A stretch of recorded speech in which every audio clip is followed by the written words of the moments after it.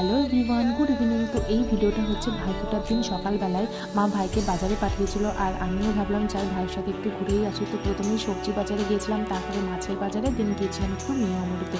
তাও সকালবেলা চলে না, প্রায় 9টার সময় বেরিয়েছিলাম দুজন মিলে। দেন বাড়ি এসে স্নান করে সুন্দর করে একটু রেডি হয়ে নিয়েছিলাম, একটা শাড়িও পরেছিলাম, দেখতেই পাচ্ছ।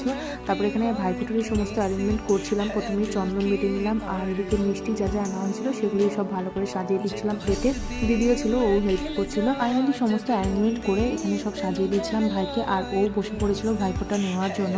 তো প্রথমেই দিদি ফোঁটা দিয়ে নিয়েছিল, তারপরেই আমি ফোঁটা দিয়েছিলাম। তো দুজনে আমরা এখানে ঘরের মধ্যে ফোঁটা দিচ্ছিলাম, আর মাও এখানে দরজায় ফোঁটা দিচ্ছিল। দেন সবাই মিলে বসে পড়েছিলাম লাঞ্চ করতে। আর লাঞ্চ মেনুতে ছিল ভাত, নারকেল ভাজা, পটল ভাজা, মাছ ভাজা, মাছ দিয়ে শাক, চিংড়ি মাছের মালাইকারি, আর ইলিশ মাছের একটা প্রিপারেশন। বিকালবেলা গিয়েছিলাম একটু আইসক্রিম কিনতে, আর দিদিকেও স্টেশনে ছেড়ে দিয়ে এসেছিলাম, কারণ ও ওই দিনকেই কলকাতা ব্যাক করেছিল। আর বাড়ি থেকে বসেছিলাম একটু আইসক্রিম